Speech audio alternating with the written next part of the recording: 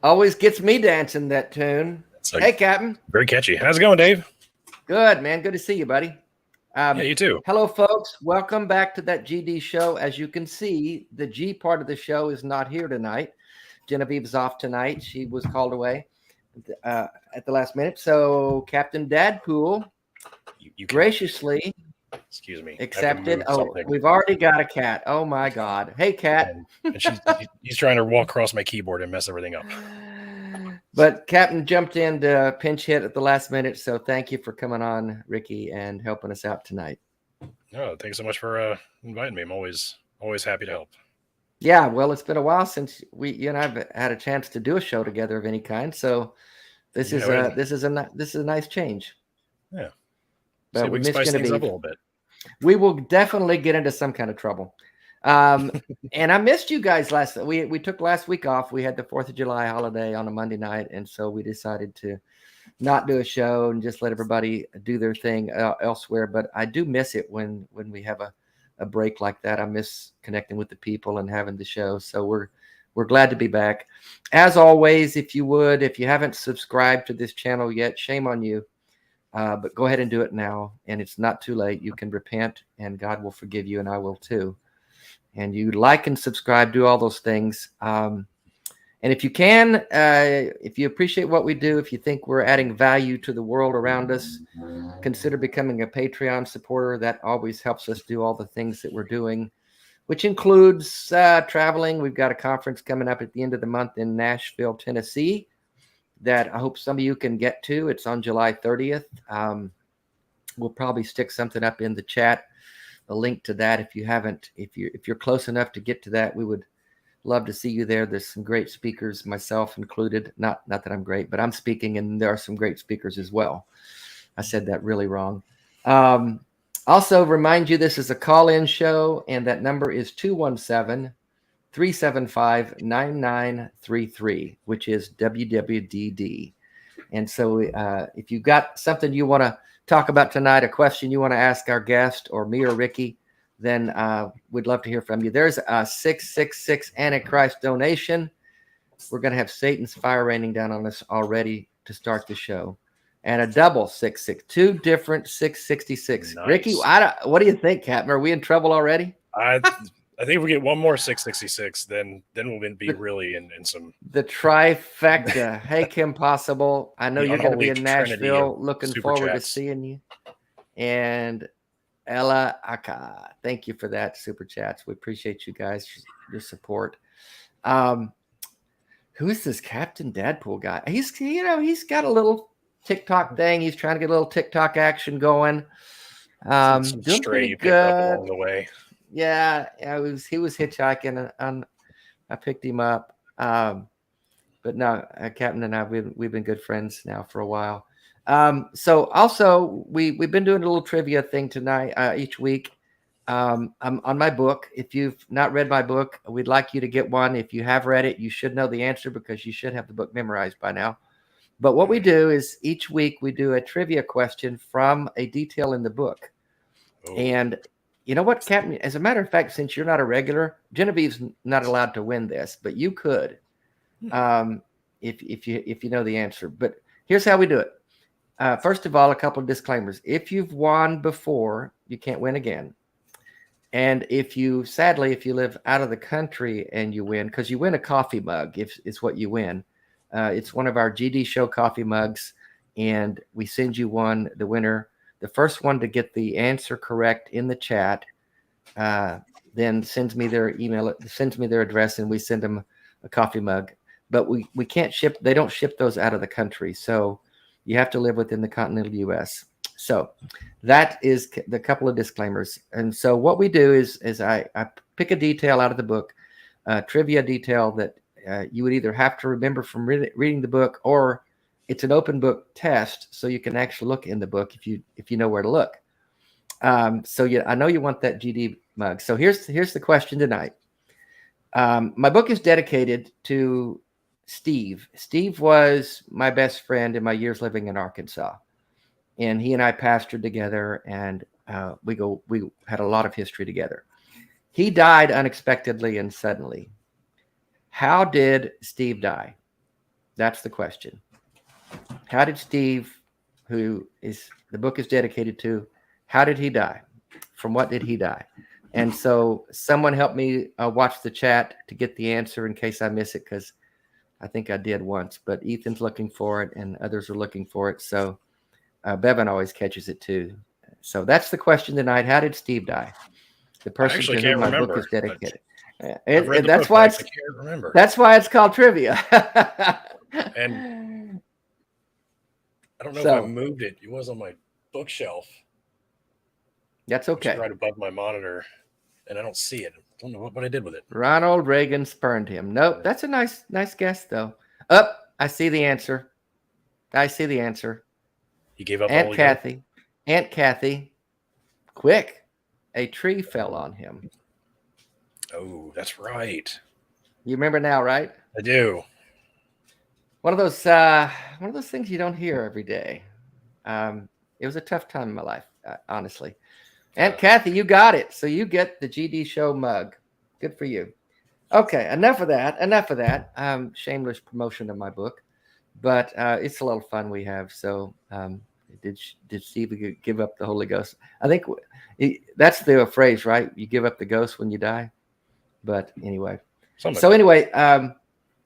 I'm really excited to have our guest tonight. He's someone I've gotten to know in the last year. I'm really impressed with the work he does, and I think we're going to have a really interesting conversation tonight about all things atheism. I teased the show by titling it "Atheists in America: An Endangered Species?" ?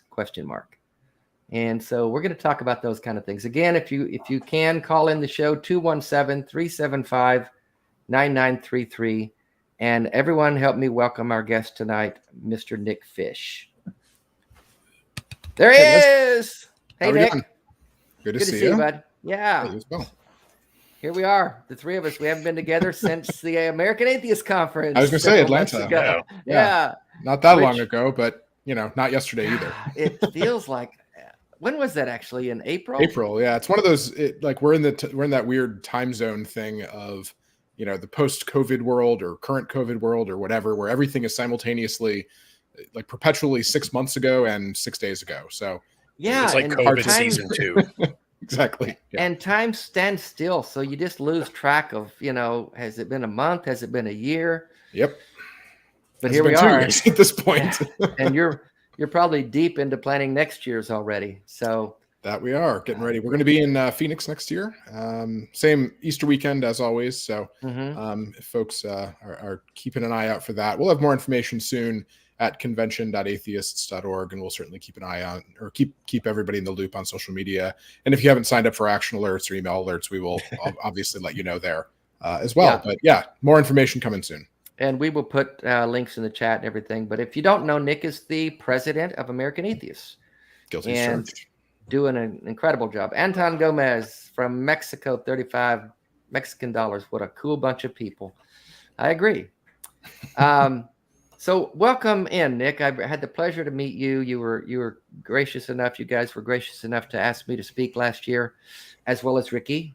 We both were able to share a word down there. I actually got to give the Easter morning Sunday sermon, which I thought for an ex-preacher was very appropriate. I don't know who planned that, but I was going to say you certainly closed things out strong. I know that we had so many positive pieces of feedback and comments from folks who were just blown away by your talk on Sunday. And, we want to close on a high note. We want people to stick around and hear what folks have to say on Sunday and stick around and do our service project, which we did. Oh, that was amazing too. We love putting great people on Sunday to keep people in the seats. I was honored. Absolutely delivered. You absolutely delivered. It was fantastic. I was honored. And you mentioned the service project. For those of you who don't know, how many meals did we package there? My recollection is that it was about 25 or 30,000. Or no, I'm sorry, 50,000. 50,000. That's right. 50,000 meals, and it was about $25,000 that we raised to do that. Oh man, that was super impressive. To why because of my ALS, I felt fairly helpless in terms of helping physically, but it was just something to behold. I mean, it was like a well-oiled machine in that room packaging those food meals. Yeah, and the local paper, the Atlanta Journal-Constitution, sent a photographer down and documented the event, and it was one of those things that the pictures don't quite do it justice, but you're in a room with 150, 200 people in a ballroom, all in basically assembly lines. Everybody has exactly one job, right?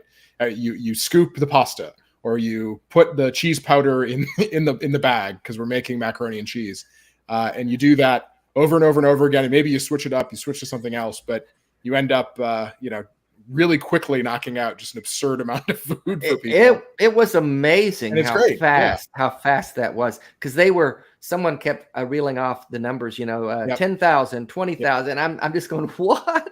How are we doing this? How did this happen? Yeah. And that's something you do every year, right? I mean, that's the common we actually routine, I have to give full credit to the folks at PastaCon, which was the Pennsylvania skeptics. I don't remember skeptics and atheist conference. I don't remember exactly what the acronym was, but it was PASTA. But Brian Fields was the organizer for that event. Put that on, did it back in 2017 or 18, I want to say.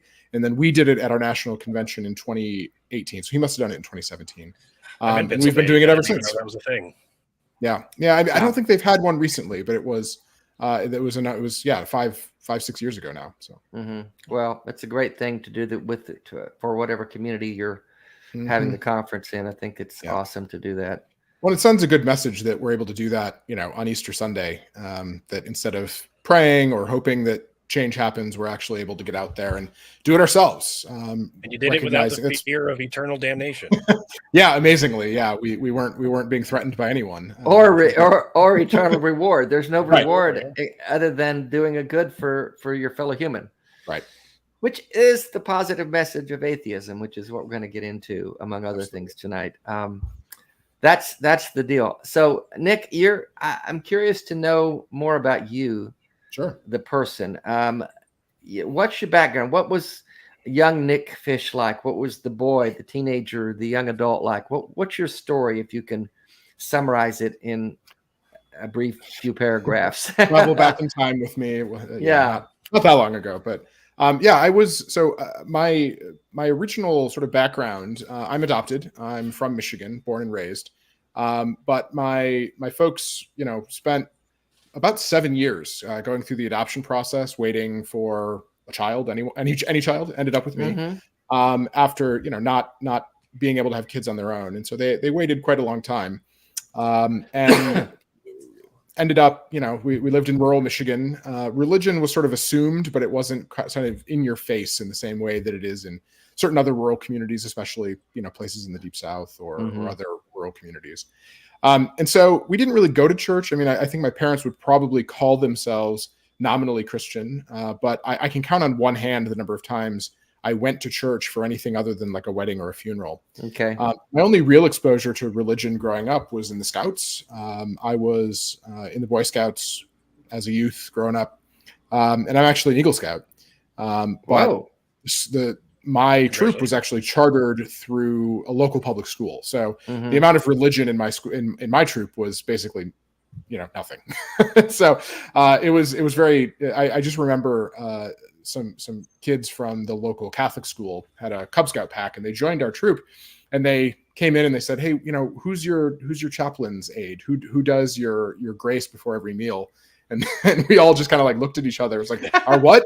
Our who does what Grace. before meals? What are you talking about? I don't know a Grace. Why is she? No, we don't know a Grace. This is the Boy Scouts. What are you talking about? We don't have that. And so Grace no is one supposed named to be Grace here. She's got the wrong parts. That's yeah. But yeah, that's Girl Scouts down the hall. But so we did. My Boy Scout experience was actually really secular. I was avowedly non-religious when I was in the Scouts. Wow. Okay. And I didn't make it a secret. And I guess to the credit of my troop, nobody really said anything. It was like, oh, okay, well, it says reverent, but as long as you have reverence to something bigger than yourself, that's fine. Is kind of how they interpreted it, which come to find out later was not correct according to the strictures of Boy Scouts, and still isn't correct. Boy Scouts now, to their credit, allow in gay scouts. They didn't at the time, and they didn't allow gay adult leaders. Well, back when you were in it, they had a little bit of a religious underpinning, didn't they? A little bit, yeah. Well, so the Boy Scout, I actually did some research into this because I was so confused as to why this was the case, and the big reason was the Mormon Church really had a big influence on the Scouts because it was one of the few sort of approved activities for young men in the Mormon Church that you could do, and so they really injected a very particular version of their morality into the Scouts that just wasn't there previously. Right. I mean, there's all sorts of things we can criticize the Scouting program for, but it really struck me as odd that they were explicitly excluding a group of people, a group of young men who were bullied and harassed and ostracized and othered in school and in their homes sometimes, and saying, you're not worthy of being in our group. We're not going to let you go camping with us. You can't hang out with us. Right. When the program that I had, the experience that I had in Scouting would have been really beneficial for a lot of LGBT youth.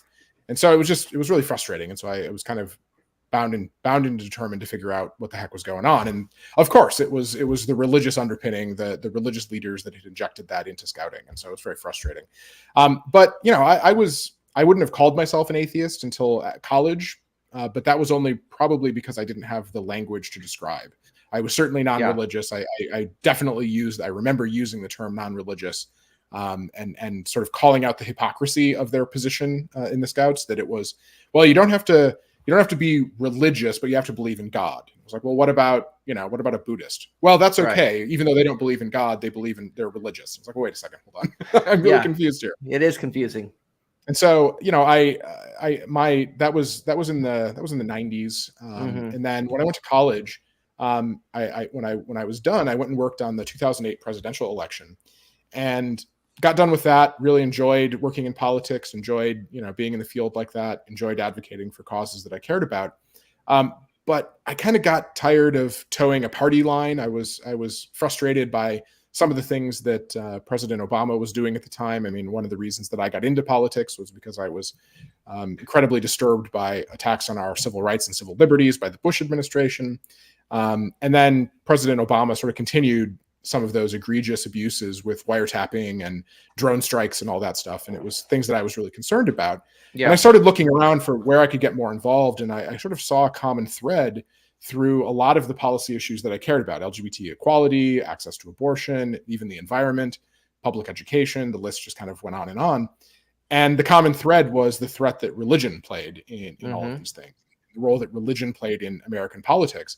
And I wanted to do something about that. And so there was a job available or open. There was a posting from the Secular Coalition for America.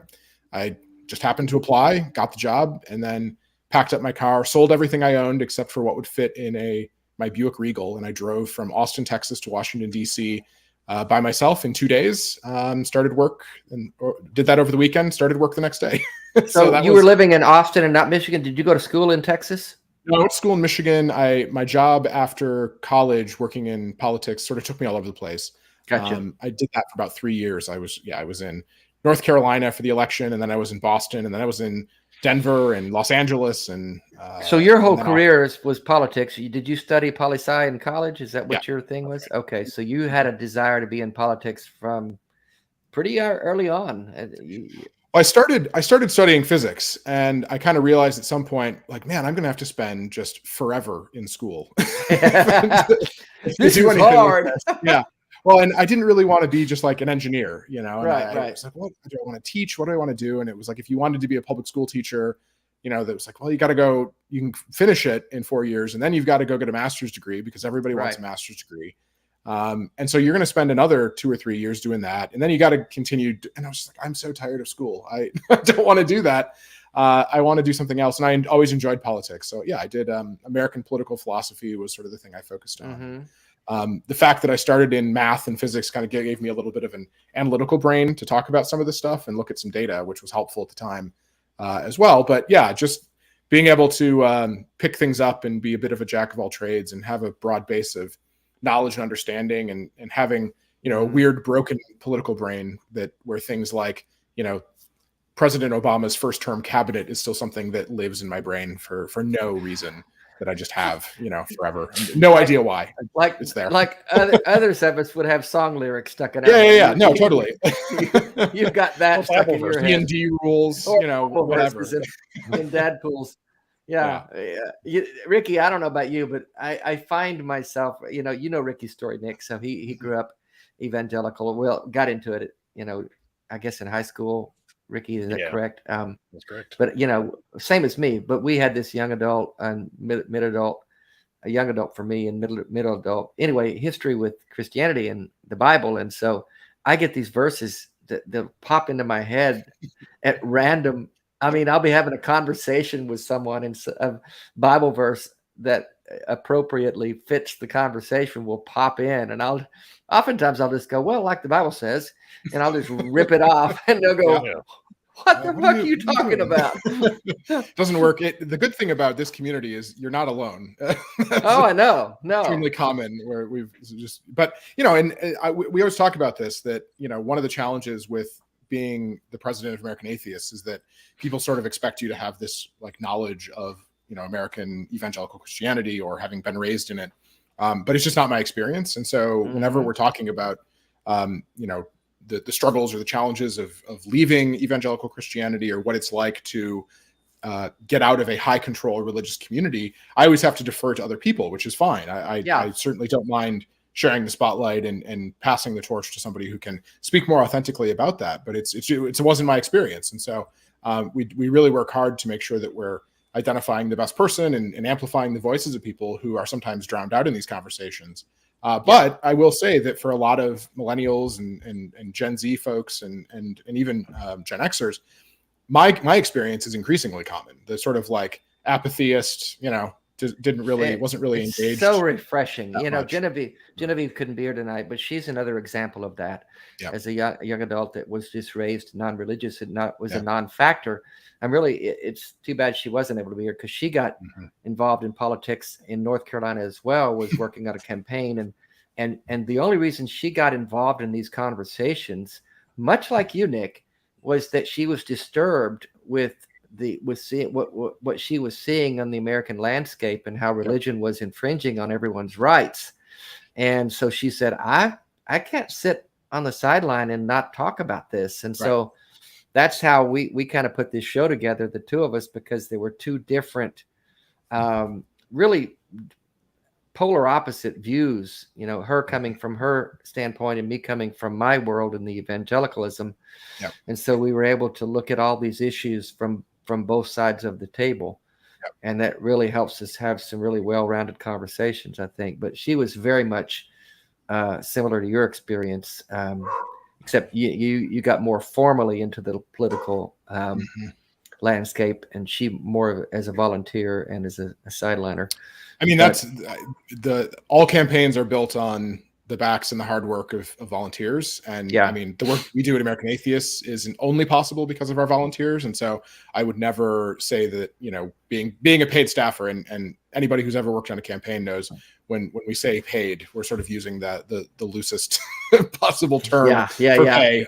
You're making literally the legal minimum that they can pay you to not have to pay overtime. So that's it. Well, it's I know you're just in it for the money, just like me and Ricky. Absolutely. So, we're getting rich over here. I'll build y'all. Well, we make it rain, don't we, Ricky? How long have you been the president of AA? Yeah, so I became president in September of 2018, so coming up on 4 years now. Oh, wow. But I've been working with the organization. It's been 10 years. It'll be 10 years later this year, so quite a while. And I've been working within the community for 11 and a half years, something like that. So you've got a lot of experience behind your young years, looks like. Yeah, Yeah. I always sort of joke with people that I don't know what I would do for a real job. I again, I have a weird, broken political brain, and that's all my brain is wired to do at this point, apparently. And so I don't know what I would do for a real job. I don't know how I would put food on the table at this point. It's needed. It's more needed than ever. And, we'll get into that a little bit more, but I'm curious for my own self and the viewers as well, probably. Give us a snapshot of what the American Atheist Organization looks like. How many staff people are there? How big is it? What kind of an organization are we looking at here? Yeah, American Atheist has been around. People sometimes don't realize this. We've been around since 1963. Dating back to the days of Madalyn Murray O'Hair. You're probably familiar, and it still is Supreme Court precedent for now. I don't want to speak for a year from now, so maybe this video won't age well. But there was a Supreme Court case, that was just overturned, Lemon v. Kurtzman, the Lemon test. But Madalyn Murray O'Hair, shortly after that, sued because her son was being forced to recite the Lord's Prayer, and that was Murray v. Curlett, Madalyn Murray, and then that was consolidated with a case. The Schempp case, Schempp versus Abington School District. And that dealt with, both of those cases dealt with mandatory school prayer to open the day. And the Supreme Court. That was in Texas, right? No, it was actually Maryland is Murray v. Curlett. Okay. She lived in Baltimore at the time. Okay. But if you can imagine this, right? She was in Baltimore. The case came down. The decision came down. They said, nope, mandatory prayer is unconstitutional. You can't coerce young people into these prayers. You can't do mandatory Bible readings. You can't do that. And she was essentially run out of town in Baltimore. And so she went to Texas. So okay. Trying That's to where I thought she was figure out Texas. the thing on that now. That seems backwards, doesn't it? Yeah, for right now. Yeah, for current times. But so that was sort of the foundations of the organization dating all the way back then. So, we're looking at it'll be 60 years next year. Wow. The organization has taken on many forms over the years, but Madalyn Murray O'Hair and her son kind of ran things until the late 90s.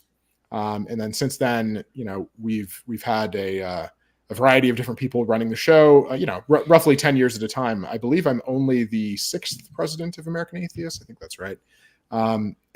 In 60 years. So, that's quite a long time. But we're a civil rights organization. We work to elevate the perspectives and the profile of atheists and atheism in American public life, whether that's in politics or civil society or popular culture or whatever it is. We want to make it easier to be an atheist in America. Mm-hmm. And to do that, we work in the legislatures, we work in the courts, we work with the executive branch, but we also study. We study atheists. We try to figure out the experiences that people have as atheists, the struggles that they experience, what happens when those of us that, had a pretty good easy go at it, at being atheist, what's our experience like versus somebody who, on the other hand, their family wasn't supportive, they were pushed out, they, have lost jobs, they're discriminated against in all areas of their life. What does that look like for people? And then provide some solutions to help minimize the harms that come from that. And so, that's how we look at the work that we do is making it easier for the next group of atheists to be atheists. Break down that stigma, break down those barriers, and make sure that atheists have a seat at the table in all these conversations. And I think that's a big part of the work that we do now is finding common ground, finding overlap, and building coalitions to advance the causes that we care about, find opportunities for our community to get more involved, normalize that engagement in civic life, and just really want people to be a part of their community. Okay, so it sounds like you work parallel with groups like Freedom from Religion Foundation, Absolutely. Sinners United for Separation of Church and State. What other organizations would you be linking arms with, so to speak? Yeah, so some really great partners that we have. You mentioned the Freedom from Religion Foundation, tremendous allies and partners of ours. We actually we signed on to a letter that they just sent to the Supreme Court along with the Center for Inquiry, urging the Chief Justice to investigate these reports of Alliance Defending Freedom praying with members of the court while there were cases that Alliance Defending Freedom was working on before the court. We want to know if that's actually happening. About that. Yeah, that's a Rolling Stone. Check that article out. See if we can find the link and get that in there. Yeah, just some crazy things going on. So FFRF, Center for Inquiry, we've done amicus briefs at the Supreme Court with CFI. We do webinars and a lot of work with them. The American Humanist Association, Secular Coalition for America, Secular Student Alliance. We're actually representing the Secular Student Alliance in a couple of federal lawsuits right now. You mentioned nice. Americans United for Separation of Church and State. We're actually co-representing SSA with Americans United. Americans United is representing us in a separate lawsuit. We got, we're all just friends and we work on all these things together and it's great. And, I've been, we discussed this at the top. I've been working in this community for 10 years, 12 years almost. I've never seen the organizations working as closely as they are today.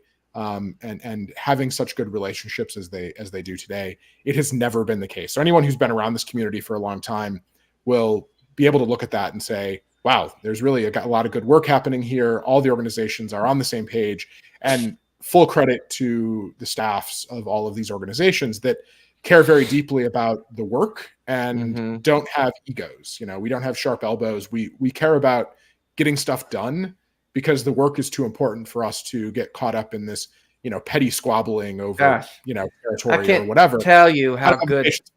I'm very, very happy to hear that, because I was going to ask you about that, Nick, because I think one of the things I spoke about at the conference, AACon, was the bickering I see in the atheist community, and I'm really gratified to hear that the organizations on a formal level are working more closely together than the Twitter people are doing at getting along, because that's so important, because the religious right they've got their shit together. They've got a strategic plan that they've been working on for decades, and they're not bickering. There's the denominational bickering, but as far as getting things done, we know that overturning Roe v. Wade has been in the crosshairs for decades for them, and they've been working unified, linking arm in arm, Catholics and Baptists, which whoever thought they would work together. Right. But on this issue, they did. Yeah, exactly. Well, yeah, and they sort of purposefully did that. It was not an accident. Yeah. They sort of stood out and said, most important thing we can do is overturn Roe, and by the way, seize political power. It wasn't just about abortion. It was about it's power. Political power. It's control. Yeah. Yeah. And it dates back before Roe. So much of this, if you look back, the same people that made this grand bargain on abortion rights, in large part, it was because, again, there's some really great scholarship around about this, and I'd encourage folks to take a look at it. The white Christian nationalism, the notion that white conservative Christianity is entitled to a special deference in American society, that American society has always been a Christian nation, or that it should go back to being a Christian nation. So much of that is intertwined with the racial politics, the segregation academies, the attacks on public schools that we see. These are all linked. These are all parts of the same grand campaign. And we saw it at the Supreme Court front and center, attacking secular public schools as, some sort of assault on religious equality, when it's nothing of the sort. It's the same people that started up private schools because they didn't want to send their kids to integrated, non-segregated public schools in the South. Yeah. The same people that started up, religious private schools or even universities because they didn't want to desegregate. Yeah. And you can trace the exact same people talking about abortion that pivoted to abortion are the same people that literally were fighting to carry on Jim Crow. Oh, it goes back to Jerry Falwell in the South, and he was one of the main. Yeah, we had a guest on our show a few months ago, Frank Schaefer, whose parents were very instrumental in linking arms with Francis and Edith Schaefer. They would go back to the 60s and 70s, but there was a big political movement, and they chose abortion as the topic that could unify the people. It wasn't about saving babies. No. It was about control and dominance and religious white supremacy. That's purely and simple what it is. It was a long campaign, and they just sort of succeeded, and they got at least one of their big ticket items in in this month. So, I want to say hi to Greg Markowski, a regular faithful supporter. He did the $49.95 super sticker. Usually it's $29, but I know what he's thinking since we missed last week. He's going to make up. I know how he thinks. He's that kind of guy. Anton Gomez, 111 Mexican dollars. Thank you so much for that. tagging a question. Let's just go ahead and take his question here. Do any of you three fine gentlemen know what goes on in those Christian spiritual retreats, the camping-like thingy? Are they good? I guess nothing sounds good about that. Ricky, what do you think, Ricky? Yeah, I went to one, and this was when I was a young adult, and my youth group that I was formerly a part of, I was now in a young adults group, and so they held it. And it was the theme was martyrdom. wow, me and a lot of light. light fluffy subjects. Yeah. I was on the church drama team, and so me and some other friends, like we took the roles of like martyrs that were supposedly martyred throughout history. And one of the things it is, we led the youth through like the woods, and then there would be different stations, and we would like tell our story about how we were persecuted and killed, and then they go to station, however many hours it took, and then it'd be a big worship session, get everybody crying, and that feeling bad for not having the kind of faith it takes to be executed rather than renounce die Jesus. For Jesus. Are you ready to die for Jesus? Absolute. As though that's a thing in this country, right? Oh my God. No, it's Will absolute Judy. Brainwashing. Will Judy, 1999. Thank you, brother. Nick, you probably know Will. Acknowledge Will. Yeah, Will was our activist of the year. Activist of the year. Yeah. Which one is it? He's excluding me. I think it's you guys. He's got to take me down a peg or two. He doesn't want me to get a big head. But he's getting very active in politics down in Houston and trying to get the secular community out. Everybody go follow Dr. Will Judy on Twitter. He's absolutely he's a good one. Brilliant guy.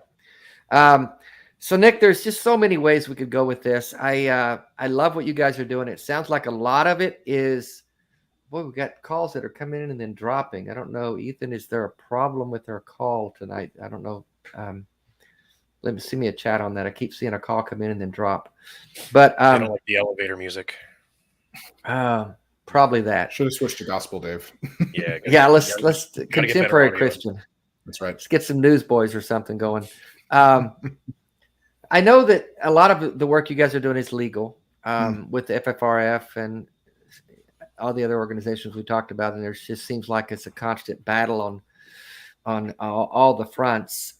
What else goes on? What's a typical day in the life of Nick Fish at the American Atheist Organization? What else is the nuts and bolts of what you guys are doing? Yeah, I mean, one thing just to sort of correct a misconception that people sometimes have is that that we go around suing people. We actually do very few lawsuits at American Atheists. We try to pick as of late. What you do. We do a few, but the reason that we have kind of pulled back from that is, quite frankly, the direction of the Supreme Court. And I think anyone who is paying attention to the Supreme Court kind of can see this, that the court is going in some really weird directions, and you don't quite know what you're getting into right now.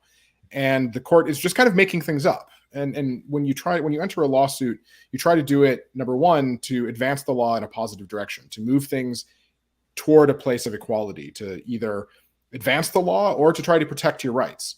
The problem with so much of that is the things that we thought were rock solid, that were bedrock principles of church-state separation, the Establishment Clause in this country, are no longer the case. I mean, just a couple of years ago, the court ruled that a 50-foot tall cross was not inherently religious. They ruled that a public school teacher leading his students in prayer on the 50-yard line, they just sort of made up a set of facts related to that case, saying, "Oh, it was brief and it was private." No, it was his private.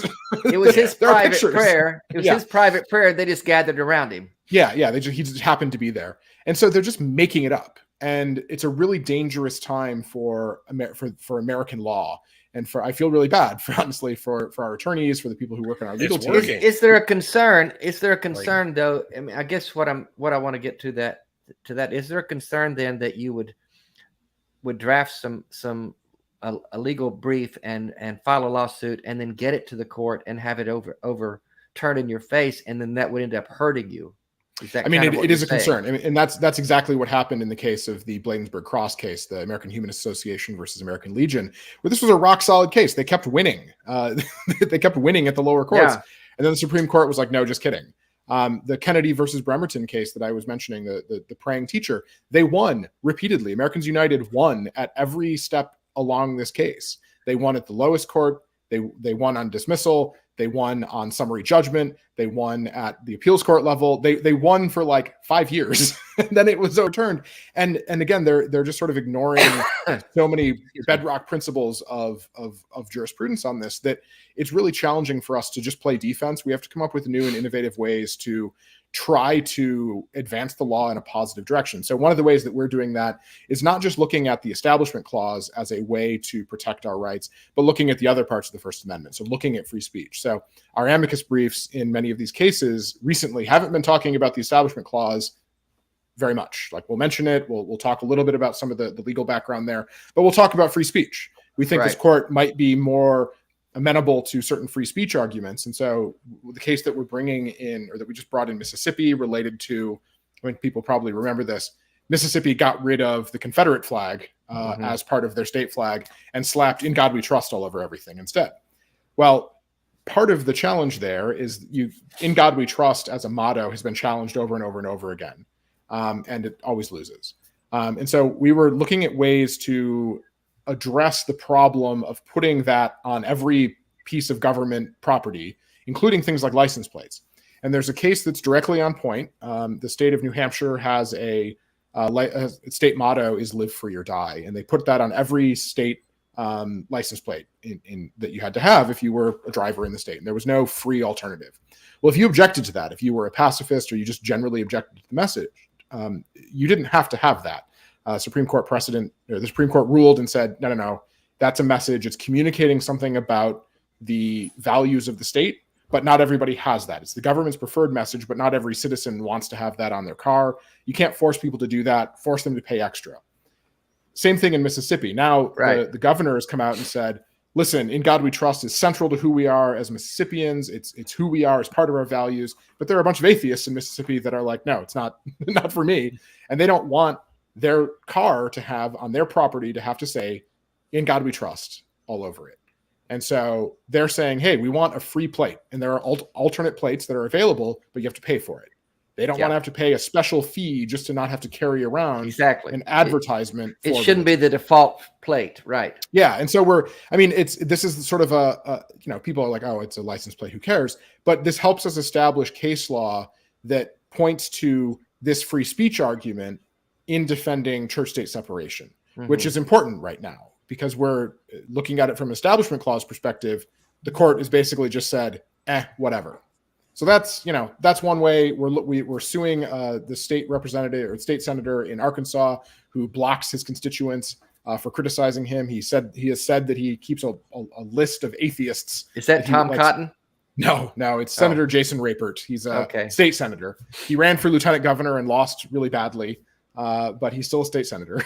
So he's just a thin-skinned, whiny state official who is the president of the Association of Christian Lawmakers, I think is what it's called. Boy. Yeah, he's getting quoted in all these stories about the abortion laws, saying, we're going to criminalize traveling across state lines to get an abortion.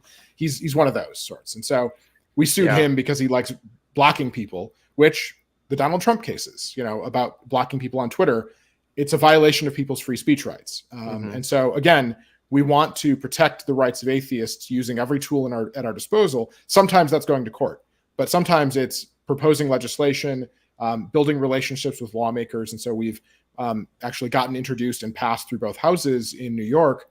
I don't believe I think it was just signed by the governor, a bill that allows people who are required to undergo substance abuse treatment. It requires that the state give them the option of seeking a secular alternative from 12-stepping. Some people don't know. 12 steps works for some people, doesn't work for other people, but it's explicitly religious. Absolutely. And so we want people to have the option. We want to make it easier for people who are interacting with the legal system to not have to experience, systemic discrimination or, be forced to do things they don't believe in or lie to the court about what they're doing. Just to check this box. Like, we want them to actually be able to access treatment that works for them. And so that was, an innovative law that we worked with our allies to pass. We built a coalition around it and we got it passed. And so we're working on stuff like that in areas of healthcare, related to child marriage, ending child marriage. I think people don't understand that child marriage is still frighteningly common here in the US, and age limits on marriage often have religious exemptions to them. And Yeah. it's like, who else is getting married? It's like, well, you can get married at 14 if you have parental permission or it's religious as a reason. It's like, who else is getting married at 14 other than people who are being forced into these religious marriages? Like, maybe we should just close these loopholes, guys. And so we've actually done that. Here's the thought. Speaking, we've got a couple of calls coming in. I'm going to get to those quickly. I won't spend too much time on this because there's so many parts of this conversation I want to have, but I do want to get to the callers. So hang in there, guys. Speaking of the laws being problematic and the judicial system being, the court's basically rogue, is a term I heard recently, the rogue Supreme Court, which I think fits pretty well. But Titan Uranus in the chat mentions, he says, a Satanist has asked to lead a prayer in Florida. I know this guy is, in fact, I've been talking to him about coming on this show. He's an atheist in Florida who is kind of at different school zones trying to get the Bible taken out of their schools, trying to offer to lead prayers at school events and public community gatherings. In other words, using the law against them. If they're going to say let's let a coach pray. What do you guys think about that strategy? Yeah, so there are sort of two angles here. If you're talking about invocations where they like open a town council meeting or a school board meeting, do it. And that's great. And we have lots of atheist invocation. You don't even have to be a Satanist. A lot of atheists do this as well. In Florida, the Central Florida Free Thought community has just like a repository of really great invocations that folks can use. Check them out. But for students, part of the problem here is we don't want any coach leading anybody in prayers. We don't want Jewish students being forced to listen to Christian prayers and feel that they have to conform. We don't want atheist students being forced to listen to Christian prayers. We don't want Christians having to sit while an atheist coach gets up there and says, now listen, kids, there is no God. We're the only ones here who are doing anything. Yeah. We know there's no God here. And so we're going to go out there and fight hard and do it ourselves. Despite the fact that that's true, that's not the role of a public school teacher to do that. But don't you think when they do that, when they step up and say, okay, Coach Johnson's going to lead these kids in prayer, let's make sure we get equal time. Because every time I've heard of someone wanting to do that, they've pretty much said, no, we're not going to do prayer at all. And it pretty much shuts it down. Well, the problem with that is it's not that they're inviting in random people to give the prayers. This is the Kennedy versus Bremerton case is about a coach in the course of his duties, giving a pep talk. And what he said, and the way that, and again, the court just sort of ignored this, made up a set of facts to rule on. This guy started out giving sort of pep talks at the end of the games. He would inject religion into many of them, and he did this for years. And then eventually they said, hey, we're going to just pray in front. We're just going to do a big prayer as well. And one of the opposing teams came up and said to the administration, hey, you let your coach pray? That's really interesting. Right. And the administration was like, hey, we do what now? So they said, stop it. And he was like, oh, okay, I'll stop it. And I'll just pray by myself, but I'll continue doing my post-game sort of pep talk. Well, then these right-wing fundamentalist Christian nationalist group said, oh, this is a perfect plaintiff. He's a coach. This is America. It's football. It's American as apple pie. We're gonna paint this guy as some aggrieved, crushed under the heel of big government, something. That's not what happened. He was the government. He was using his position as a government employee to impose religion on students. It's that simple. And the religious rights of these kids are what are getting lost in this entire conversation. People keep forgetting about that. And so the idea that we're going to go and be a Satanist and do a 50-yard line prayer, number one, it's not the same thing because they're not coaches. So they're just going to turn them away. Number two, we don't want kids being subjected to that at all. That doesn't do anything to advance church-state separation. Doesn't do anything to protect kids. It's the same problem. Number three, they don't care about their hypocrisy. We have to get past this sort of early 2000s idea from like the Daily Show that just calling out the hypocrisy is good enough. They do not care. They do not care about the hypocrisy. The hypocrisy is the point. For them, they are entitled to special treatment. Mm-hmm. They are entitled to special deference. You can read about it in Justice Alito's decision in the Dobbs case, in the abortion case. They will just say that, no, you don't understand. Christian prayer is deeply rooted in our nation's history and tradition. Because we're a So Christian that's nation, why, right? because we are a Christian nation. That's Yeah. all they care about. You're right. And they have no interest in equality. They care about Christian supremacy. And so by saying, oh, we want equal time with this, it plays right into their hand and allows them to say, no, you don't get it because you're not a Christian.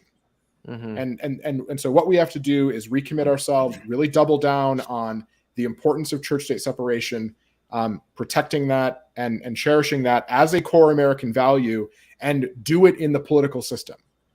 We can't just rely on the courts, because the courts have been captured by this out-of-control judiciary that Donald Trump and Mitch McConnell and so many of the folks in the Federalist Society just said, oh, religious equality, what's that? No, we're talking religious liberty. Yeah, it's a different thing. They've quit saying they've started saying the quiet things out loud. You know, that you got the wingnut Lauren Boebert at a church saying that there's no such thing as church state, and the church should lead the state. You know, and just saying all the quiet things out loud. Yep. And so that's a really great point. And forget the fact that they're even hypocritical. And if you just look at what Jesus said, he said, go into your closet and pray in secret, not out on the 50 fucking yard line. I mean, that's literally what the Greek says in that verse. The 50 not in the 50 fucking yard line. Yeah. Right, you have to speak ancient Greek to get that translation, but it really rings stronger in the ancient Greek when you get it. Yeah. Okay, I want to get to a couple of calls and then we'll get back to this. But we've got Greg. I think that's Greg Murkowski. Hey, Greg, in Missouri, he, him. Oh. Hey, Greg, you're on with Nick and Rick. What's on your mind? Hey, how you doing? Good to hear from you, man. Yeah. And Genevieve, if you're watching or when you watch, we miss you. Wish you were here. But anyway, they hate me. I'm just wondering if I'm sorry. No, he's just messing with you. Oh, are we in some sort of race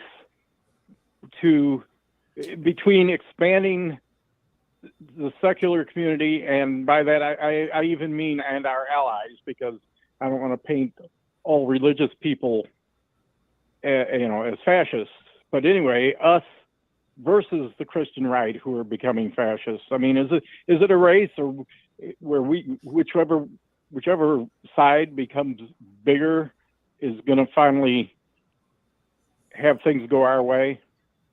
In terms of control of the country, is that what you're saying? I'm not saying this very eloquently, but I think what you're saying. Are we in a race? The secular and the religious community in America, are we in a race to seize control? Is that kind of what you're asking? Yeah.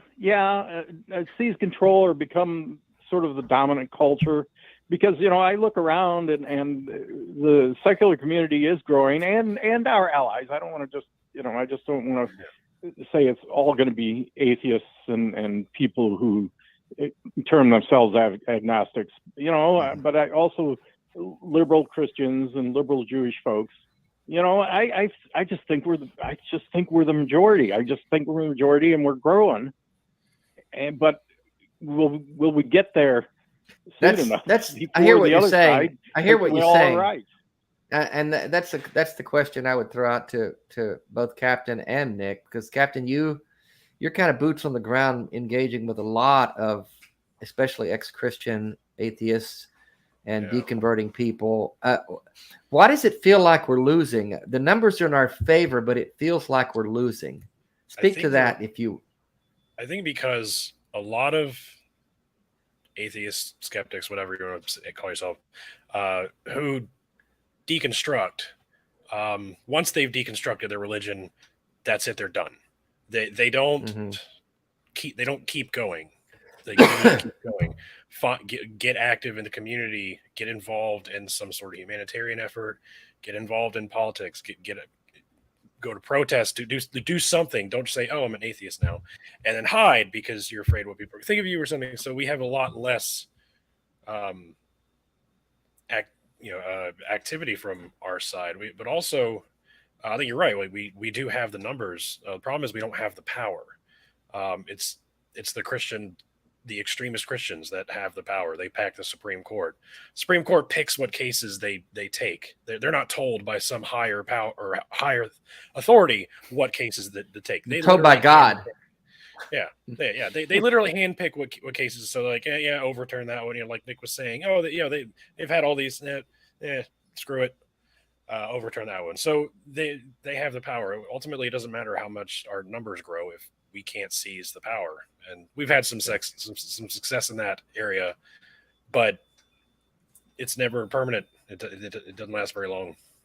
Yeah, I don't know.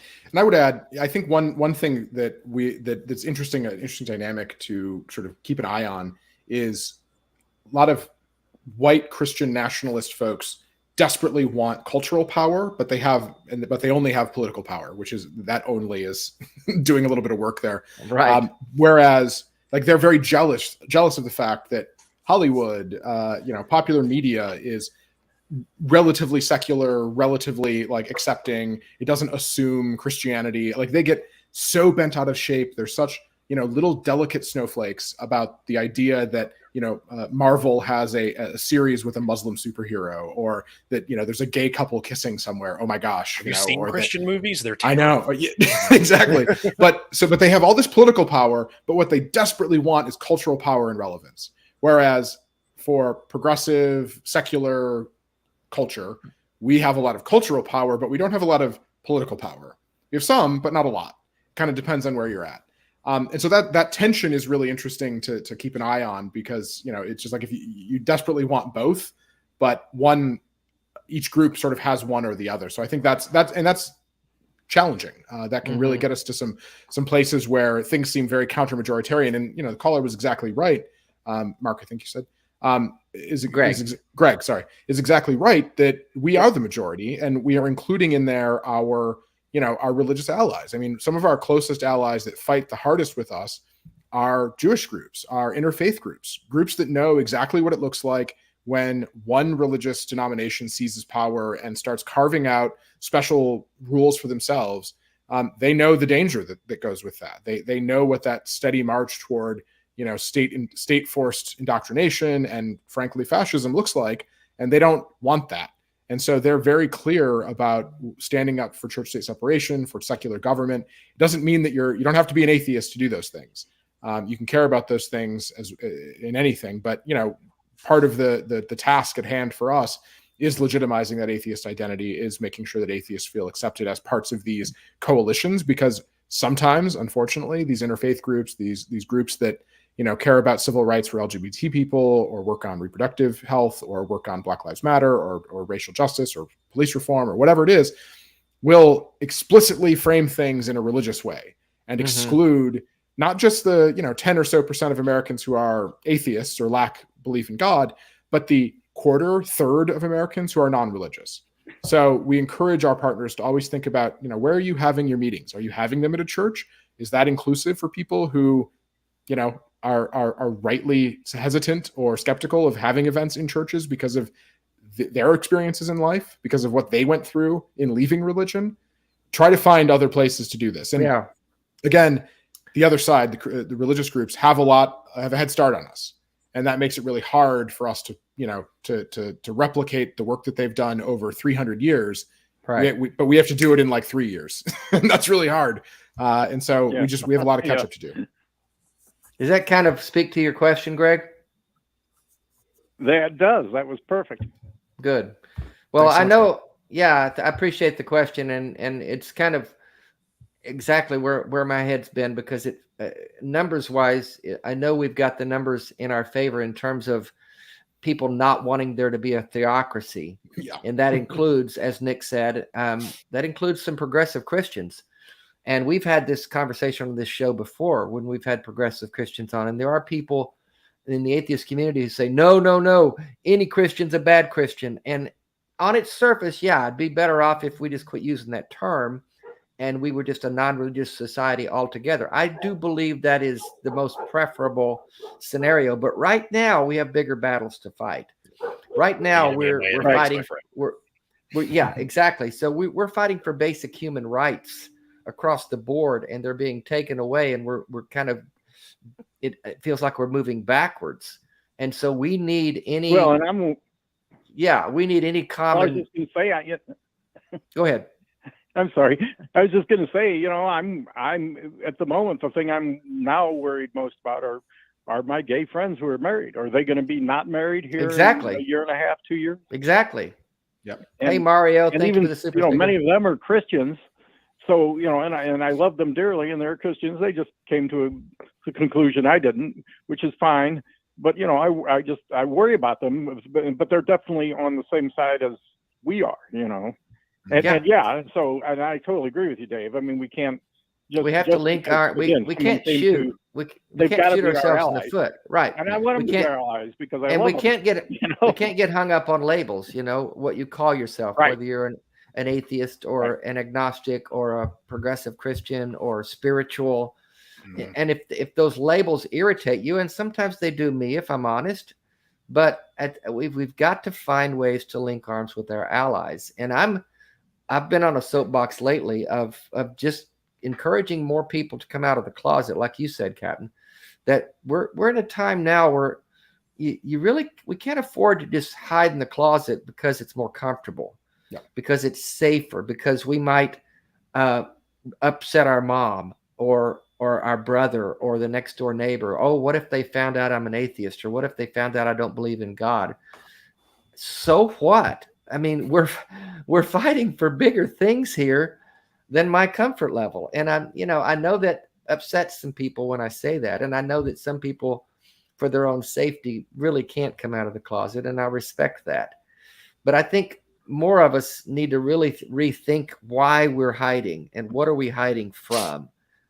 Because the numbers are in our favor, but to the point already made tonight, that we're not vocal enough. Enough numbers of us aren't vocal enough, and it doesn't feel like there are as many of us as there are.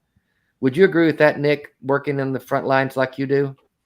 Yeah, this is certainly a challenge because in some states in this country, places that are highly non-religious, that have just an overwhelming number of sort of nuns or, you know, apatheist folks, they don't see the effects in their day-to-day life of the effects that religion has.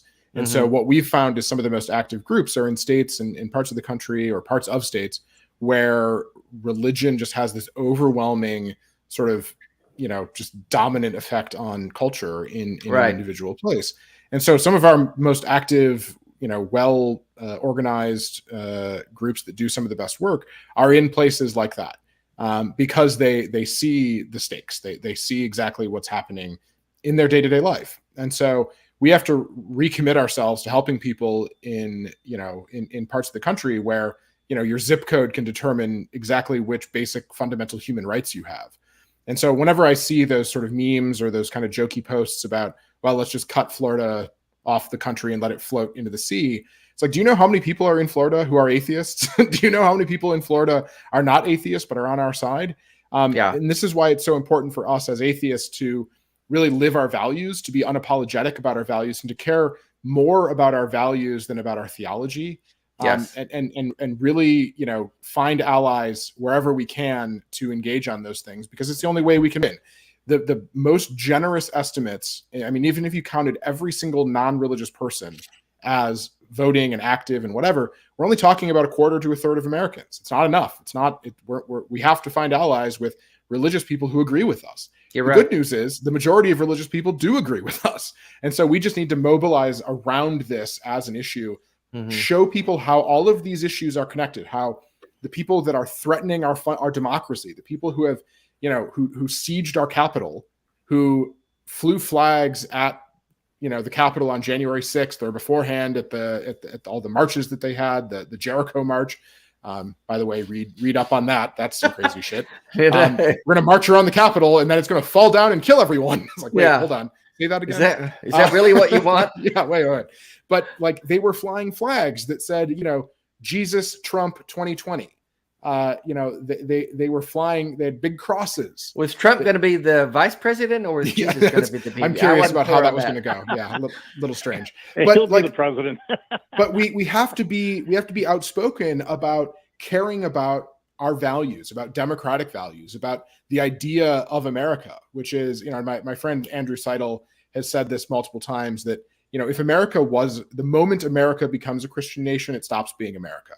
Yeah, that's absolutely right. And it's like, it's a perfect distillation. It's a great quote. It's a great book. I have like two copies of his book sitting on the shelf behind me because he gave me one and I bought one separately. I was gonna say I've got that one coming soon, the review copy. So he's got a new one. Yeah, I got the original. I wonder if it's gonna be worth more money. So check out Andrew's stuff. Listen to Andrew Seidel is all I can say. He works at Americans United. Listen to Andrew. He's right about this stuff. We've had him on the show, and we've got him coming up again in September. So we're gonna get a lot of Andrew. But we've got people on our side that know what the problem is and are giving the recipe for success. But we've got Christians, and I can't find the comment, but I sort of saw it in passing. Courageous said it, something about, we need Christians to push back against Christian nationalism, against white Christian nationalism, because it sounds disingenuous as hell if I come out and say, oh, listen, Christians, aren't you a little worried that this version of Christianity is undercutting your religion? Don't you feel that it's cheapening your religion? It kind of comes across a little bit sketchy if the atheist is the one saying that. But if you have Christian scholars, if you have ministers, if you have leaders in Christianity coming out and saying, this does not represent me, this is not my version of Christianity, this is not a Christianity that I want any part of, this is racist, this is homophobic, this is, and setting aside the theological debates, I don't want to even get into that, but Christians have to push back on this, and thankfully many of them are. But that's what we need, and we need to mobilize them. There's Christians Against Christian Nationalism. The Baptist Joint Committee is doing great work on this. Americans United is doing great work on this. Americans United is not an atheist organization; it's an interfaith organization. But the secular groups are working on this as well, and we've been sounding the alarm about Project Blitz, which is this Christian nationalist campaign to inject religion into all sorts of state governments. We've been sounding the alarm about this for 5 years now, and it's one of those times when it's like, man, I hate being right all the time, because here we are. So we got to keep fighting, and we need more Christian allies, we need more Jewish allies, we need Muslim allies. And one thing I'll just close on is make sure that you're being thoughtful about how you approach this and not sort of scapegoating American Muslims about things, because American Muslims support church-state separation, marriage equality, abortion access at greater numbers than American Christians. Far greater numbers than American Christians. Even they're actually more supportive of all this than the general American populace, because they know what it looks like when government picks a side. Oh yeah, because you take any American Muslim in a public high school anymore, if those coaches and teachers are doing the Christian prayers, how are they going to feel about that? I mean, they're the ones that are most immediately affected by that. Yeah. And that means listening, as well to ex-Muslims. I mean, we don't want to be sort of taking this, apologia line to Islam, but at the same time, talking about American Muslims, the people, again, you're talking about broad strokes, talking about a community of, millions of people. And so, experiences may vary, but at the same time, we don't want to fall into these traps of scapegoating in the same way that, in the way that Donald Trump did, and saying, we need to, all this xenophobia and whatnot. So, off my soapbox. Well, Greg, thank you for the call. We're going to let you go now. We got a couple more calls to get to, but thank you for your support as always, brother. Good to hear from you. All right. I'll talk to you later. All righty. Bye-bye. He's such a faithful supporter of the show. Let's grab a couple other calls real quick. You guys good with that? Oops. Yeah, go for it. Leo in Florida, he, him. Why do we attempt to pass laws in some instances when pushing for human rights, but in others we try to change minds? Elaborate on that, Leo.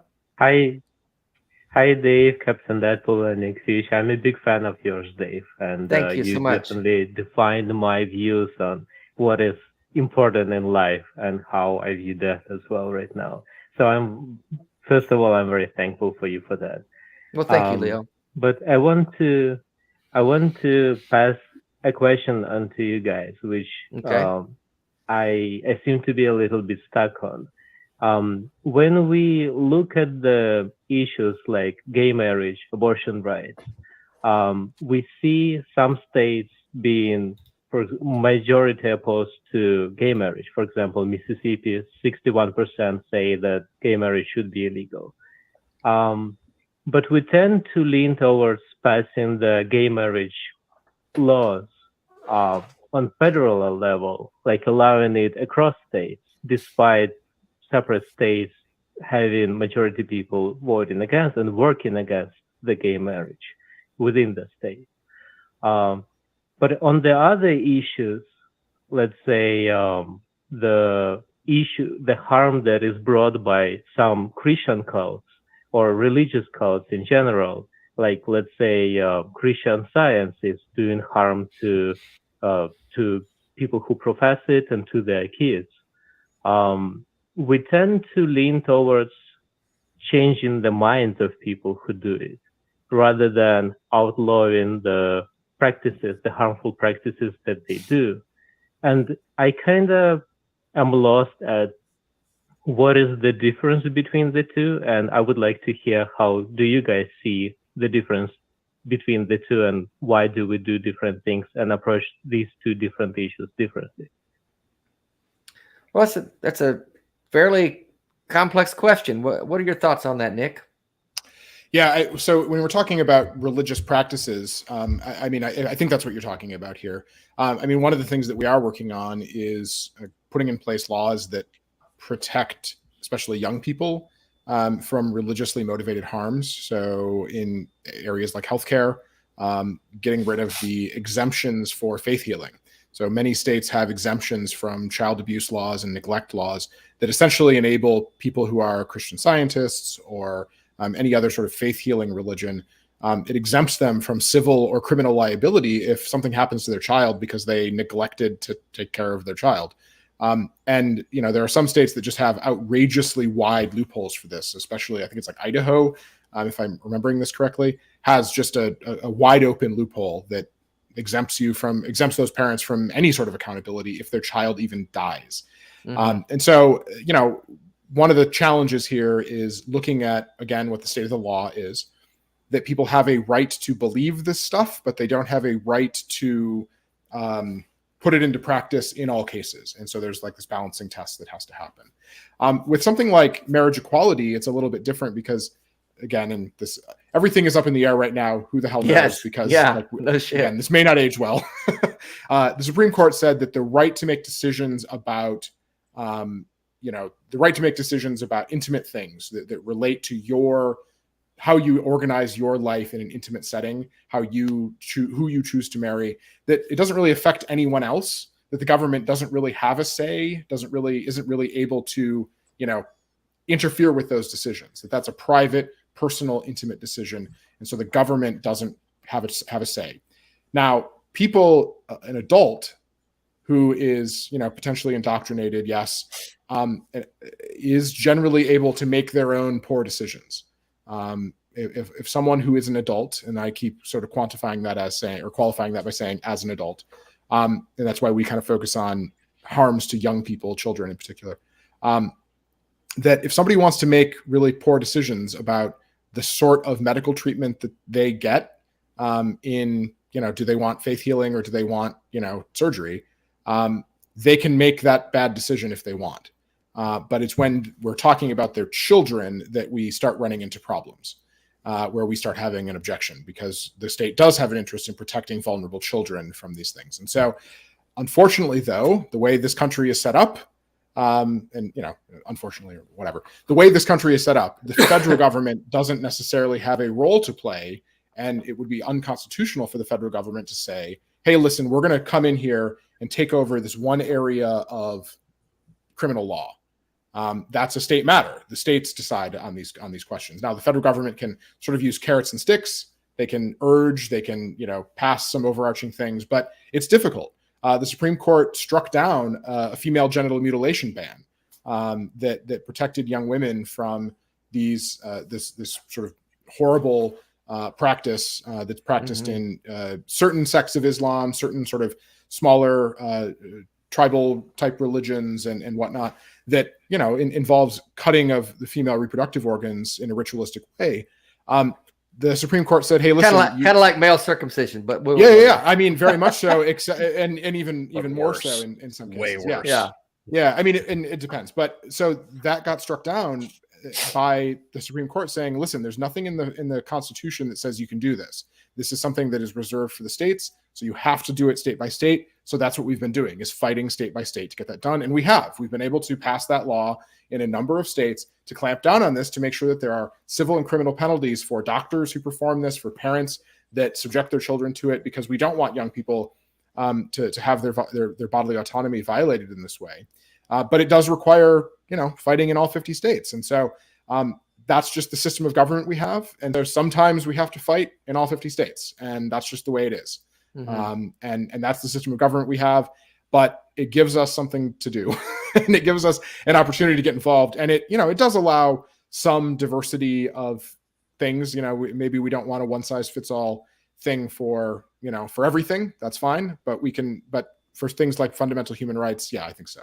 And yeah, listen, I agree, for people in the chat who are like, hey, wait a second, protecting girls but not boys. Yes, I agree. It's hypocritical. But again, yeah, we're going to try to help the most number of people we can and not hold our breath until we pass out, waiting for male circumcision to be included as well, because it wouldn't happen. So let's get this done for people right now that we can get it done for, and then let's keep working on changing hearts and minds regarding male circumcision. So yeah, yes, I understand. We had a whole show on circumcision a few months ago, and the religious underpinnings that support that. But Leo, did that kind of address your question? Because I think you mentioned one specifically, that in Mississippi, the majority of people there would vote against gay marriage, but the national law overrides that. Did that kind of address that question? And he helped you understand why that would be a human rights issue there? I think it did. It was indeed complex question, and I had to rephrase it a couple of times to come on the show. But and you definitely gave me a complex answer to chew on. So thank you. I will listen back to it. That's why he gets the big bucks. But yeah, those are complex issues and I think that touches to the heart of what makes America a bit unique, in that it is a collection of individual states with individual state rights, but there are some situations that override that when it comes to basic human rights, is kind of what you were saying, right, Nick? Where there needs to be a common law that's common to everyone in the country. If you're going to live in this country, you deserve to have these rights. Yeah, and I won't pretend that there's that it's necessarily this super consistent, intellectually, ironclad, airtight decision on each thing. It's a judgment call often, and it's a matter of how society has progressed, how well the legal arguments have progressed, how far we've come. And so sometimes, we override the popular will of certain states on issues that, gay marriage has a 70+% approval rating in the United States right now. We went from being just over 50% about a decade ago to 70% now. I mean, that's just a tremendous amount of time or speed at which this has changed. I'll point out that interracial marriage didn't have a majority approval until the mid 90s. Yeah. And that's following the Loving versus Virginia decision. Are you listening, Clarence Thomas? Are you listening? Yeah. Right. And so the speed with which same-sex marriage got popular is crazy. Do you think that's on the table? Never been anything like it. Nick, in your gut, do you think that's on the table next? I don't think marriage is, but I'm less worried about them dissolving my ability to get married in the future than I am them creating a right for every conceivable service provider to deny me service because I'm an atheist or because I'm gay. That's a bigger issue to me, and seems very likely that they're carving out all of these loopholes and exemptions, and you're a religious provider, and we're going to gut social services from the government and rely exclusively on religious service providers to do everything. Because that's the good old Christian American way. So you're not concerned that they're going to outlaw it; they're just going to make it harder for you. I'm less worried about them taking away marriage equality, right? But who knows? Again, this could age like milk. I mean, to me, I wouldn't have thought that Roe v. Wade would be overturned, but 10 years ago. I think we're in new waters here. We're in new waters. I mean, Roe v. Wade had about 45. I mean, it's difficult to poll on abortion because people have very complex views on abortion. Gay marriage is easy. Should gay people be able to get married? Yes or no? It polls it above 70%.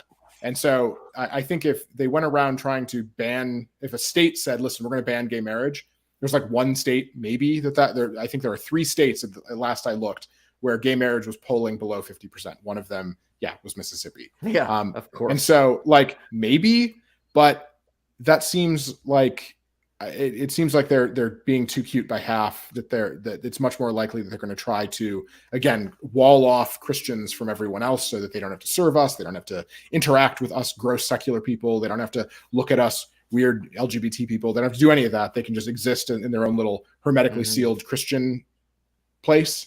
Right. That's where I think this is going. Yeah, I see. Good. I like that comment, and it makes me feel a little better, to be honest with you. Leah, I mean, don't get me wrong. I'd like to get married at some point, so I hope I'm right. Look, I'm going to quote you on this, Nick, and hold you to it. Nick said it wasn't going to happen. Yeah, y'all. just hold me accountable if I'm wrong. Thank you for the call, Leo. That's a great question. I appreciate your support, man. We're going to let you go. We got one more call to get to, and then it kind of close things out. We got about 10 minutes left. But thank you so much, Leo. Great call. All right, buddy. Bye-bye. And I want you to speak to this too, this next question, Captain, because this question is from Chad. What is in Alabama, him? What's the next step for atheism in terms of new media, TikTok, Twitter, etc.? What are your thoughts first, Captain? And I want Nick to weigh in. Oh, by the way, I'm sorry, Chad. What's your question? Should let you talk, by the way. Yeah, hi, man. Hey there. No, that's just fine. I mean, I'm sorry, Chad. All of y'all. No, I'm sorry, Chad. Go ahead. Okay. Welcome to the show. Thank you so much, Dave. Big fan. Okay, so yes, I attended the American Atheist Convention this year, and it was my first time attending. Loved it. And one thing that really encouraged me was seeing the sheer amount of people who are involved in some sort of media. We had new media represented on stage with Matt Dillahunty, Dave, and everyone on stage, and of course Captain Dabpool, and then of course the TikToker panel. We had filmmakers, we had podcasters, we had Only Sky out in the hallway. And one thing that's really stood out to me as someone who grew up in the religious right is that the religious right may not have mainstream media as we know it, Hollywood, but the media they have is really good at energizing their base and making people into activists. So you're talking about the atheistics. I was wondering if you see all this activity, especially in new media, as what would it take to get it to operate on the level that the religious right has already gotten to, and where do you see the state of it in about 1 to 5 years? Great question. Oof. Yeah. Prophesy, brothers. I don't foresee us getting the same kind of power the Christian right has, because they have a tight grip on the balls of the media, or at least the largest media company, Fox News. So they need to be taken down first. Anyway, atheists in media and social media are what you're saying. It's happening. Like, more atheists are speaking up. There's more atheist content creators popping up on TikTok every day. They're going and they're starting podcasts. They're starting YouTube channels. They're going on Twitch, whatever, going on Twitter. So the noise is increasing. We're making more and more noise. People are becoming more and more comfortable speaking out. They're becoming more comfortable identifying as an atheist and not hiding anymore. So I'm very encouraged by that. So I think we're going in the right direction. Now, what I will say is we need to somehow focus that energy. If we can hone that shit in to a nice little laser, we'll fucking destroy everything in our path. But that's what we got to do. We got to organize. We got to do more things than just make content on the internet in order for that to happen. So we need to meet in person. We need to get involved in local communities, like I've already said. And that's when we will see real, legitimate, long-lasting change. Yeah. I'll add to that, and I think everything you said is exactly correct. Two things. Number one, it takes we shouldn't underestimate the effect that this coordination had on religious media. The idea that they're all, pardon the expression, singing from the same songbook, right? They're all laser focused, and you just said this, laser focused on one purpose, right? They literally would have calls talking about, here's the talking points we're going to have for this week. Here's what we're going to push this week. I mean, that's that sort of shamelessness, that ability to set aside ego and just, advance something for, to stay on message is a superpower for some of them. The second thing I'll say is it's possible for us to replicate many of the things that churches do that make them successful, and these religious groups like religious media. It's possible for us to replicate them. The question is, should we? Do we want to? Is it in alignment with our values? Because in many cases, the answer is no. In many cases, the coercive way, the top-down dominating control that some of these groups exert on their people through shaming, through shunning, through the threat of eternal damnation. That's a great way of keeping people sort of in line. We don't want to do that. We don't want to indoctrinate children with atheism. We want to encourage children and give young people the tools to come to the right conclusion themselves. And so, I don't want to say it's easy, but it's easier to do many of those things if you have no morals, if you're willing to be a terrible person. And we're not. We have to acknowledge that that's a difficulty, that's a challenge for us. Yeah. And this sort of like joke about atheists are like herding cats. It's in part because we are individualistic, we are our own people, we are free thinkers, but it's also because it's part of our values that we don't want people. There's no pope of atheism. I do not have a funny hat. I wish I had a better hat, but I don't.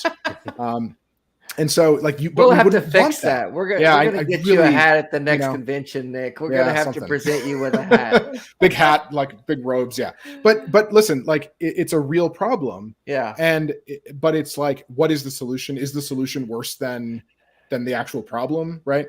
And so, what we have to do is get out there, as Captain Dadpool was saying, get out there and be ourselves, be visible. Be out there as atheists and live our values. And so that's a lot of what we try to do at American Atheists is do those service projects, encourage our people to get involved in civic groups that make their communities better. If we're serious about this idea that we have one life to live and that the only way we can make the world better is by putting the work in to do that, then we should be the first ones out there working to make sure that transit is working for our neighbors, to make sure that our parks are clean, to make sure that people have food. Our groups do that. Our Atheists United in Los Angeles this weekend gave away 1.5 tons of food to feed people in their community because they're putting the work in to make their community better. Yeah. And so we have to be the ones out there living that every single day. Churches get the benefit of the doubt where they say, "Oh, I'm a good Christian person," and like good is sort of assumed. Like we don't get that assumption, so we have to work twice as hard to show those values every single day. It's not fair, but that's the way it is. And so as far as media, I would encourage showing that off, just being vocal as an atheist, doing everything you can to get more engaged. Or if you have a giant pile of $20 million laying around, let me know. I know some places that could go. We can help. We can put it to good use. Right. Any canvas bags with big dollar signs printed on the side, look me up. We will we'll help you spend that. Great question, Chad. Did that pretty much speak to your question there? Oh, absolutely. And I really do appreciate y'all's insights on that. And thank you all for all the contributions each of you make to amplifying atheist voices. So really do appreciate it, and keep up the good work. Well, thanks you, Chad. man. Thanks, Good Chad. question. Thanks for calling in, buddy. That. And to that point about new media, that we can't just keep using TikTok and Twitter and Facebook to just keep saying over and over again, no, there's no God, there's no God, there's no God. We have to be involved in the bigger conversations and talking about what we're doing for the good of humanity, for the good of our neighborhood. Like you said, with Atheists United out in LA, I know Evan, I just talked to him today. He's going to come on the show in a few weeks and talk about some of the stuff he's doing. Perfect. But and we need to be more verbal about this stuff. Vocalize what you're doing.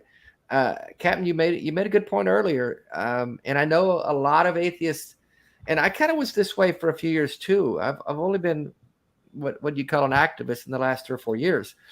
But prior to that, I just wasn't that involved in the big conversations. And I understand it's a personal choice. I understand that. But there's a lot at stake these days. We cannot relax. We cannot be asleep at the wheel. we see what can happen if we are. And as we've learned, it's really not even enough to vote anymore. I mean, because that whole thing is being compromised. I mean, there's so much compromise there. When you say, yeah, just get out and vote, I know a lot of people, we're all doing that. But there's got to be more, because it's rigged against us, as you said, Nick. And so we're pushing a sled uphill with no snow.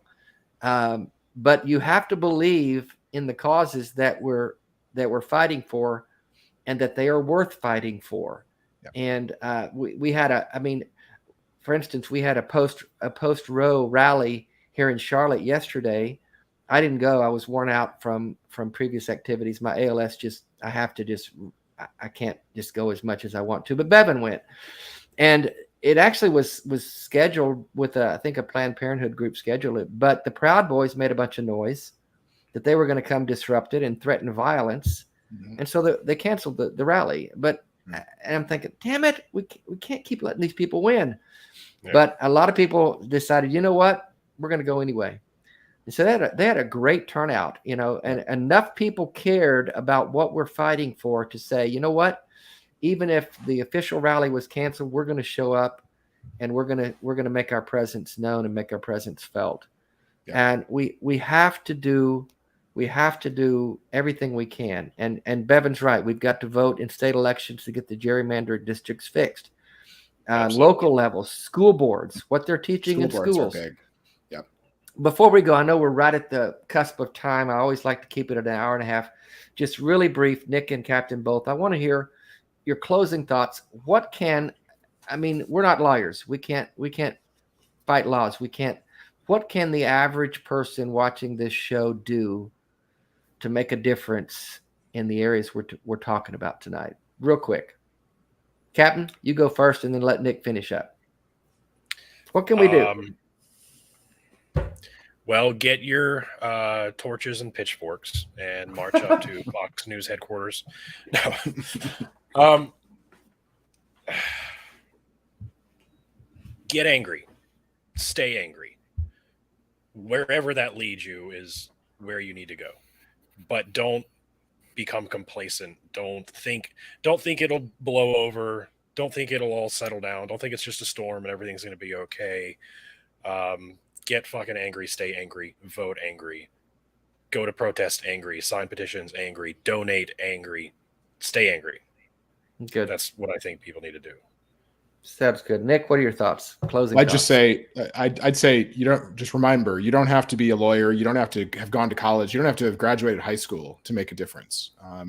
We have people every single day that are out there working 9 to 5 or working an 8 to 8 who have families that come home, take care of their kids, and then come out and do things with us. There's no replacement for really great experience building strong communities and listening and providing a strong support network for each other. I know that people feel really, defeated right now. You can feel really hopeless and powerless with what's happened in the last month or so, but we have to take care of each other and make sure that we're taking care of ourselves and then working toward what comes next. Now, that's not going to happen tomorrow. It's not going to happen next week. It's not going to happen next month. It probably won't happen next year. But there's so much that we can do. The thing I would encourage everyone to do is find one thing, just one single thing that you can make a difference on today, that you can move that needle one step. You're not going to solve the problem today, and you're not going to solve it tomorrow. But that one step, that one push in the right direction is all we can do. We're talking about a project that lasts years, decades, can last longer than our lifetimes. But that's how we have to think as atheists, as humanists, as people that care about what comes next in this world, is that long-term project. Thinking bigger than ourselves, but acting right here in front of us. Yeah. That's what we have to do. And so I don't care what it is, just get involved. That's good. Yeah. And to our point earlier, we don't care what you call yourself. Atheist, agnostic, humanist. You might call yourself a Christian. if you're a Christian and you believe in the right things, and basically what we're saying is, if you believe all of us as Americans should have the same rights, regardless of what or who we believe in, or if we don't believe in anything, That's all we're asking for. That's all we're asking for. And us Christian atheists get asked all the time, and even atheists that aren't former Christians, why do you guys keep talking about this? If you don't believe in God, why do you hate God so much? Yeah, we'll quit talking about it when you quit trying to shove it down our throats. That's fair enough. Yep. If you'll stop, we'll stop. We don't want this to be the conversation. We'd rather not be called atheists, because the fact that we have to have atheists is because there are theists. If there are no theists, there's no atheists. We can all just be humans. And that's really all we're wanting, is just to be humans that we share this planet with and get along and help each other have better days. I mean, it's not complicated. It's not complicated. So it's not complicated, but it's hard, and it takes time, and it takes work. It is hard. But, you know, but that's part of it, is that commitment to making the world a little bit better. And that's all we can do. And we can do. That's our encouragement to everyone who watches this show, everyone that I talk to. Do what you can to make the world a better place around you. You can't change the world, but you can change the world around you in little ways every day, if you're conscious of it. Nick, thank you. Man, you are just rocking it, dude. I really love what you're doing. You are so absolutely amazingly well qualified to be doing what you're doing. So thanks. I nominate you American Atheist president for life, just like Donald Trump. No, that's okay. Pass on that. I gotta thank, you know my team, Dave, the team that we have at American Absolutely. Atheists. Awesome people. They do just phenomenal work. Just tremendous shout out to Allison Gill, Sam McGuire, Debbie Goddard, just everybody that people interact with on a daily basis with our team. They do phenomenal work, and, just people that I'm really fortunate to have the opportunity to work with every single day. And they're the ones that make it happen. I try to steer the ship occasionally and make sure that they get paid every day. So if you haven't yet, go to atheist.org, become a member. Got to get that plug in there. Yes. To make sure that I can pay my staff. Please support American Atheists, atheist.org. Doing incredible work, very necessary work. So really, really proud to have you on, Nick. We'll do it again sometime. Looking forward to seeing you the next conference or wherever. And Ricky, thanks for pinch hitting tonight on short notice. Great job. Anytime. All right, everybody. Thanks for a great show. That's our show for tonight. Good night. Night, everybody.